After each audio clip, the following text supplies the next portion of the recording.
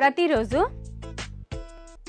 వాముని బాగా మరిగించి ఆ కషాయం తీసుకుంటే గుండె జబ్బులు రావు. నిద్రలేమితో బాధపడే వారి కోసం ఈ చిట్కా. ప్రతిరోజు రాత్రి నువ్వుల నూనెను కొద్దిగా వేడి చేసి కర్పూరం కరిగించి దీంతో మీ పాదాలకు మసాజ్ చేయండి. ఇలా చేస్తే నిద్ర బాగా పడుతుంది. బీపీతో బాధపడేవారు ప్రతిరోజు వారు తినే ఆహారంలో అరటిపళ్ళు, ఆకుకూరలు, బంగాళాదుంపలు, తులసాకులు ఇవి తీసుకుంటే గనక బీపీ కంట్రోల్లో ఉంటుంది. ముఖం పైన బుటిమల వల్ల వచ్చే మచ్చలు తగ్గాలి అంటే చందనం నూనె ఇంకా ఆవ నూనె రెండింటినీ కలిపి ముఖం పైన అప్లై చేయండి.